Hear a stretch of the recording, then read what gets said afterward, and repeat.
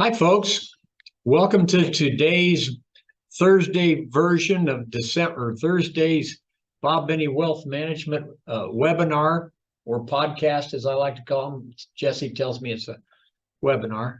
I'm Bob Benny. I'm Jesse Thompson. And we're glad you're here. We're excited about this webinar, and we're excited about Christmas and celebrating the greatest gift in the history of Earth. God sending his son Jesus to us to save us. Anyway, we hope you're excited about that too. We're excited about today's webinar topic, debunking 5 common money myths. We're going to expose some of these myths that you may have heard or heard other people talking about or perceive, but they're myths, and we're going to tell you that we're going to debunk them. I like the word debunk, kind of. Yeah. Mm-hmm. We're debunkers. So if you have any questions as we're going through things, go ahead and type those in the bottom of your screen. And make sure to stay tuned, because we had 5 myths, but we added a bonus myth. Oh, yeah. And you're not going to want to. You are not going to want to miss this bonus myth, especially any of you kids that are watching. We don't want to miss the bonus myth. Financially savvy kids. Yeah, that might be. We have a lot of clients that have their kids watch the webinars. This is awesome. Okay, so our first myth is that bonds are safe. That's just a myth. In some ways, bonds are safe, but people perceive bonds as being safe. A bond is a loan. It's a loan to a company, to a municipality, to the federal government, or whatever. Obviously, it's just as safe as the claims paying ability of the interest and getting your money back at the end. Bonds are longer term investments typically. I mean, they have treasury bonds that are treasury bills that are like 3 months, but we're talking about 5, 10, 20, 30-year bonds. And the perception that they're safe, they're not always safe. For instance, obviously, if there's a default, they're not safe. But also, you can sell a bond any business day, and a bond starts here and ends here. Let's say it starts at today and it matures in 10, 20, 30 years from now. At that point, they're going to give you your money back. In between, it's going to fluctuate in market value.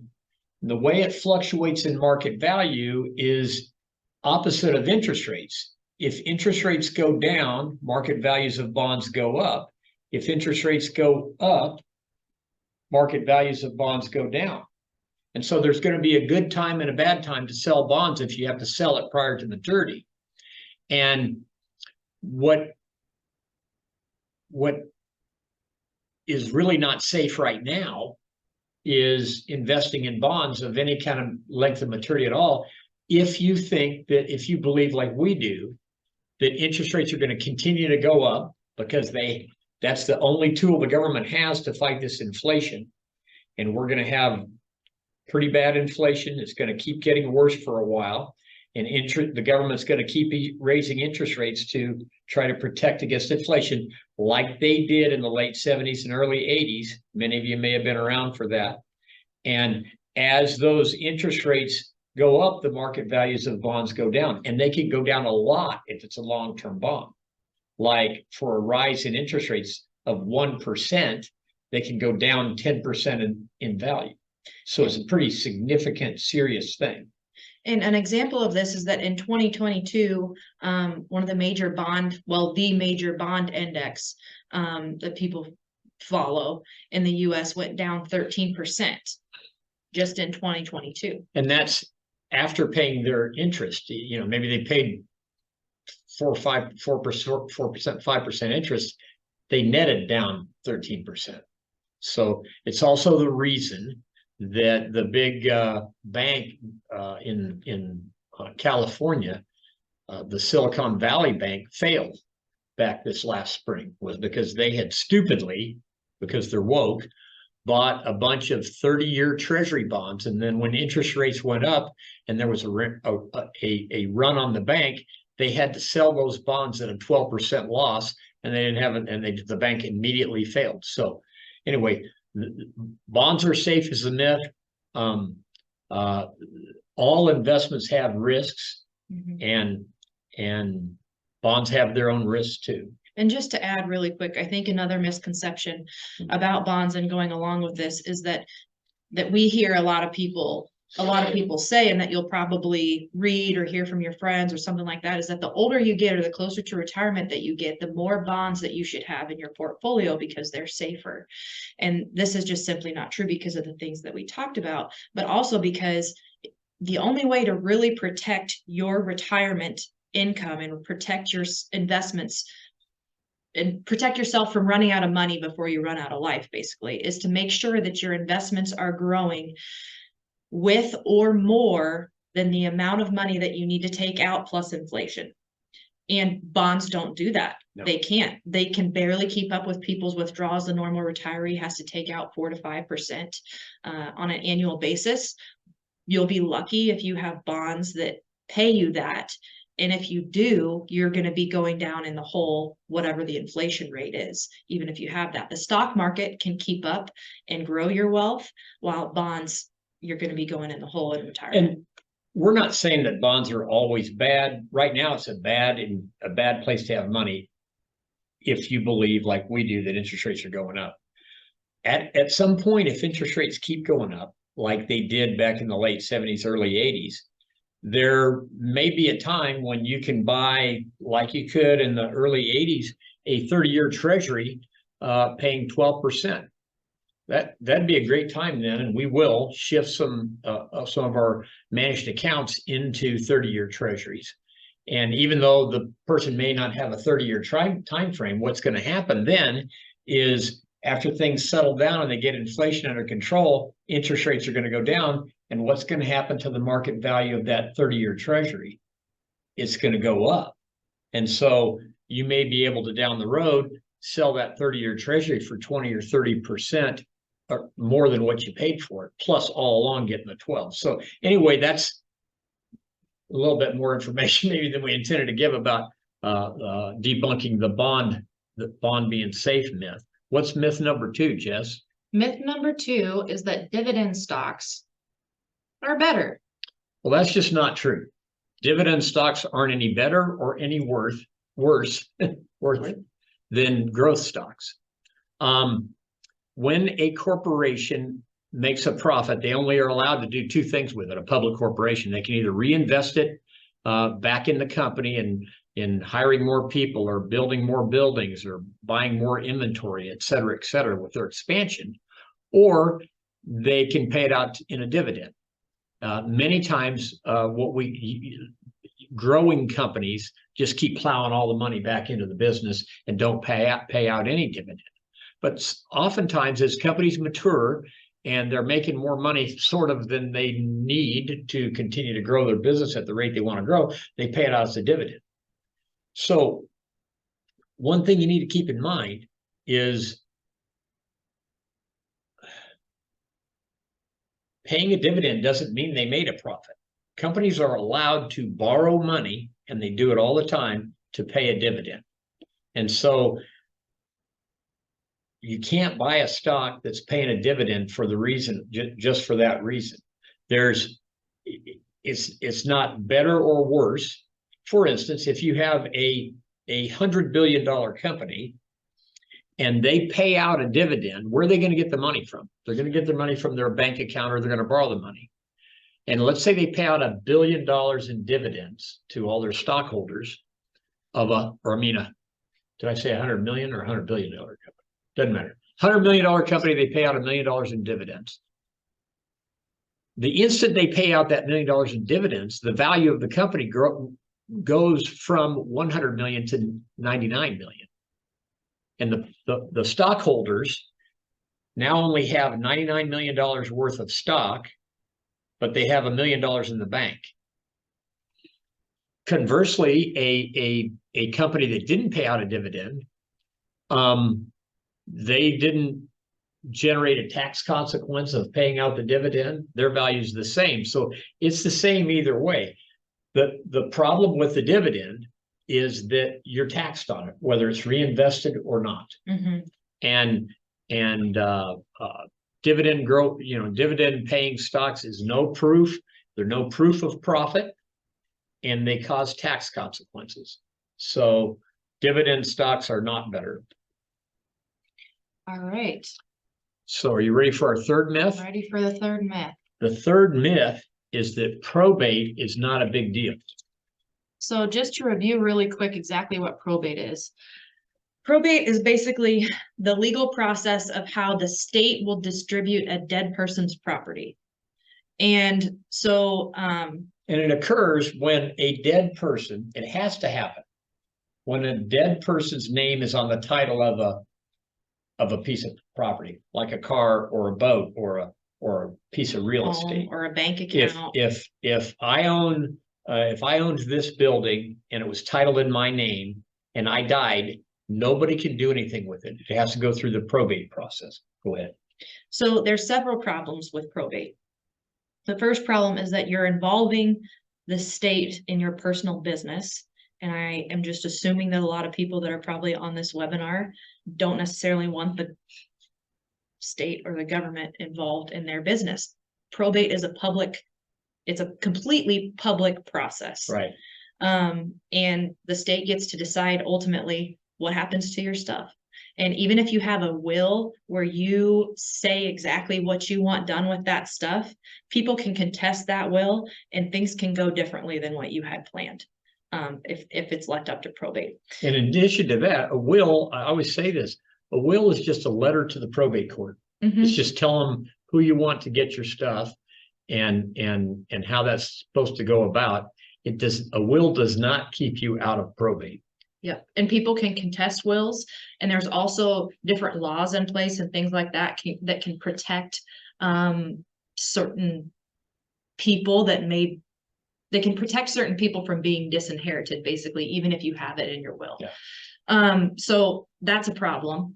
The second problem is the cost of probate. Probate can cost up to 5 to 10% of an estate in like lawyer fees and court fees. That's the main Things like cost is that. the attorney fees. Yep. And most of the people I know, when they designate beneficiaries on their, say, IRAs or retirement accounts, which by the way, don't go through probate, they go to your beneficiaries. But when you designate the beneficiaries on that IRA, I bet nobody wrote down 5 to 10% to an unknown law firm as a beneficiary. But that's how your other assets end up if they have to go through probate. A pretty good chunk is going to go to a law firm. I think 5% to 10% is a good chunk, but anyway. And then the last problem is that it can take months to years. The probate process and that court process can take months to years, depending on the complexity of the estate, how much money is involved, if there's anything that gets contested, stuff like that. So it's not a seamless transition of your property to the people that you want to give it to. And it's not private either. So probate is a big deal. Is a big you want deal. to avoid it at all. And we have an answer. And the answer for most of you watching this is a revocable living trust. And that is an estate plan that you create yourself. We help people do it. We've done hundreds of them for people.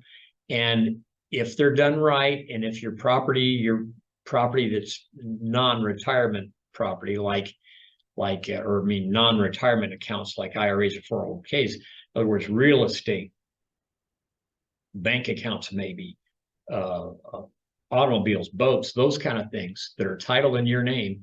If they are titled in the name of a trust, when you die, they don't go through probate.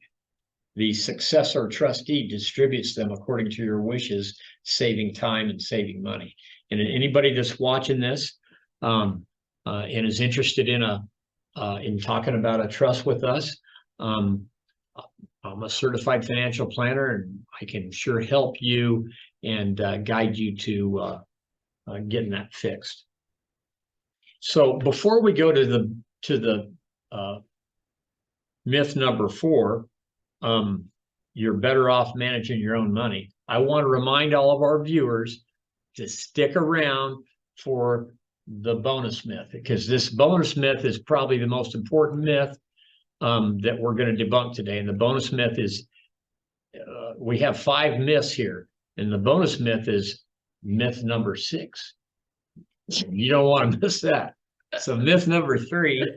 Myth number 4, you're better off managing your own money. Better off managing your own money. So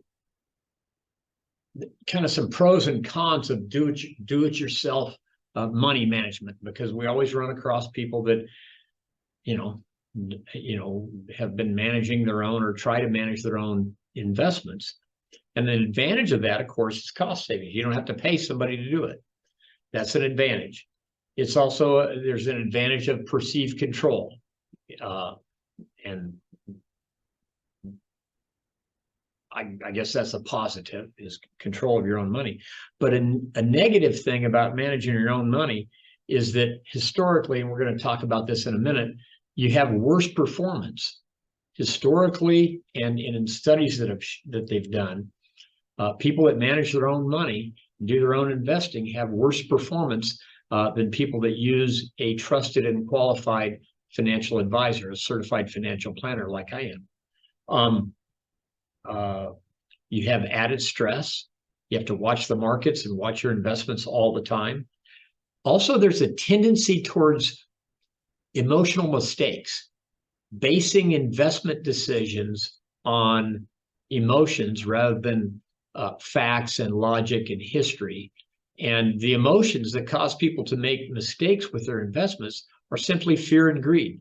Fear causes people to sell when they should be holding or buying, and greed causes people to want to buy when they should be selling or holding. Often people that don't have a financial advisor don't have an overall strategy and don't have guidance on things like estate planning and tax strategies, et cetera, like that. So there's this company that's done a study over different time periods, and the study that they did was they compared like an average Joe investor that's DIY investing on their own, and they're investing not in specific stocks, but they're investing in stock mutual funds, and they compare that person versus just the S&P 500 index, and they have it for all these different time periods, and the S&P 500 beat the average investor over all of these time periods. But just as an example, over the last 10-year time period, the S&P 500 beat the average investor by, like, they doubled their return. Yeah.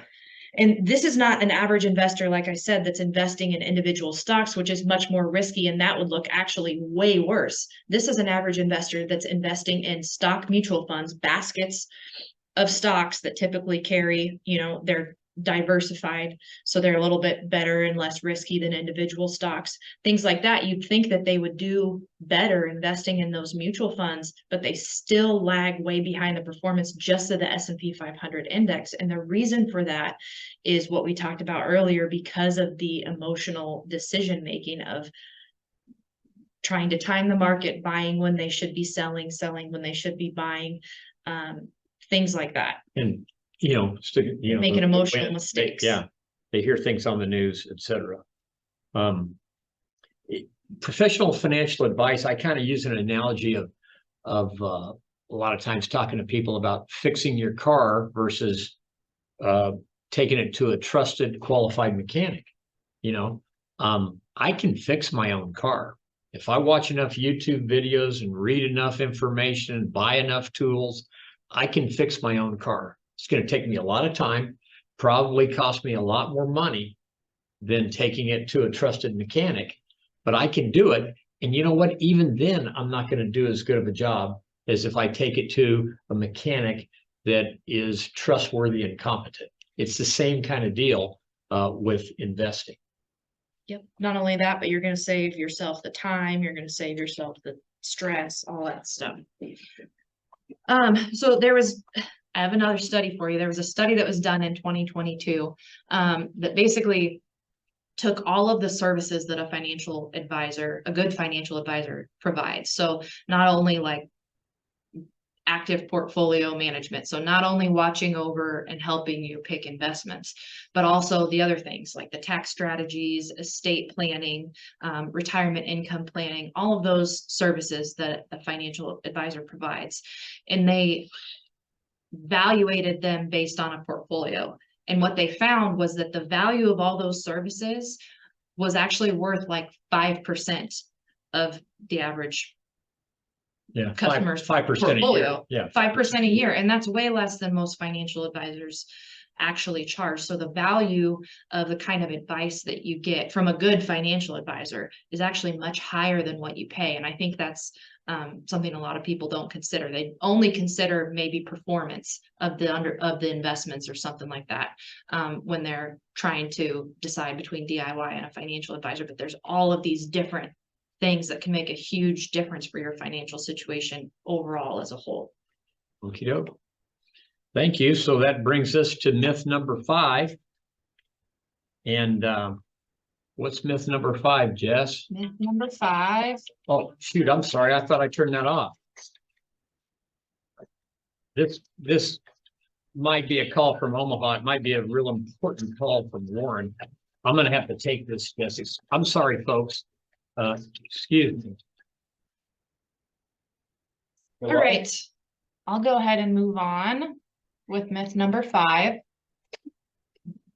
Myth number 5 is that all annuities are bad. And this might be something, is probably something because it got started on a TV commercial by a company called Kestra Investments. And that's because they want to sell you something different, which is fee-only based planning. Financial advisor, or at least a certified financial planner, like what my dad is, what I'm working on being, is someone who's a fiduciary, meaning we are required, not just morally, but we're required to provide advice that is based on what the best interest of the client is, not what's our best interest or what's the best interest of our firm or what will make us the most money or anything like that. It's supposed to be what's based on your best interest. And sometimes annuities are what's in people's best interest. They're specific products that have specific uses for specific people. And you can't just say that all of them are bad. As an analogy, that would be like saying for food, all carbohydrates are bad. Well, potato is not the same thing as a French fry from McDonald's. You know what I mean? So broccoli is also a carbohydrate. Not all carbohydrates are bad and not all annuities are bad. Sometimes annuities are the best thing for a specific situation. So what an annuity is it's an investment that also has an insurance side. So the insurance side might insure for like a guaranteed income. It might insure for some kind of a death benefit feature, or it might protect your principal or give you a guaranteed amount of interest. Another thing that annuities do is they defer taxes. So if you have non-retirement money, usually you're going to have to pay taxes in that account every year if there's any gains or losses in the account. With an annuity, you can defer those taxes until you start taking money out of the annuity. Some common criticisms of annuities are the internal fees in them. They do have internal fees because you're paying for an insurance benefit. They also have surrender periods. So when you open up an annuity account, you have to keep it for a certain amount of years. If you take it out before the surrender period is over, then you get penalized if you take your money out before then and you lose some money on it. That's because there's insurance features that they're not worth taking the money out during that surrender period. It's not worth having those insurance features on there if you don't keep it for that amount of time. There's different types of annuities that have different uses. So the first and maybe most common type of annuity that you might hear of is a variable annuity. That's an annuity that is invested in stock or bond mutual funds, and it has added insurance. So it usually has insurance for a income feature or a death benefit feature, along with allowing you to be invested in the stock market or in bonds. And then there's fixed annuities. That's an annuity where you give an insurance company your money. It's very similar to a CD in that you earn your money, you give them the money and they'll pay you a guaranteed amount of interest for a guaranteed period of time. There's indexed annuities where, again, you're giving a lump sum to an annuity company and your money earns interest based on the performance of a certain index. So for example, like the S&P 500 index or certain bond indexes, things like that. These usually will have caps on them. So they'll have a cap at say 5%, where if the S&P 500 index did 20%, you're only going to get 5%. But if the S&P 500 index goes down 10%, then you won't lose principal. That's just an example of how certain index annuities work. And then lastly, there's immediate annuities. And these are annuities where you give an insurance company a lump sum of money and their promise to you is that they're going to pay you a fixed amount of money for the rest of your life, or a 10-year period, 20-year period, whatever you decide on with the insurance company, but you don't have access to that principal anymore. The insurance company now owns that, and you just get those payments drip to you every month. And so the truth about annuities is that they're not all bad. Whether an annuity is good or bad depends very specifically on what your situation is. Annuities are really good for a lot of people who are nervous about investing because they get to invest, yet they have these certain safety nets with the insurance features. And so annuities aren't all bad. They're good for some people, just depends on your situation. Okay, so that wraps up our 5 myths. It looks like it's time for our 6th bonus myth, and I guess I'm just gonna go on and finish up without Dad. But the bonus myth, number 6, is that Santa isn't real. What the heck? Santa isn't real. Ho, ho, ho. Ho, ho, ho. Merry Christmas, folks.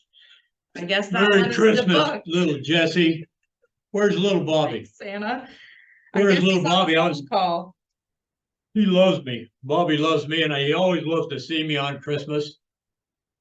Merry Christmas to all. Merry Christmas to all you little kids out there and watching us on the webinar. You be good. Hope you've been being good, because Santa's coming to your house. And it depends on whether you've been naughty or nice, but hope you've all been good, and Santa has some good stuff for you. So I guess we debunked that last myth, that Santa isn't real. We just want to wish you all a very Merry Christmas. Santa. Ho, ho, ho. Merry Christmas. Merry Christmas. Merry Christmas. Merry Christmas, everybody. Thank you.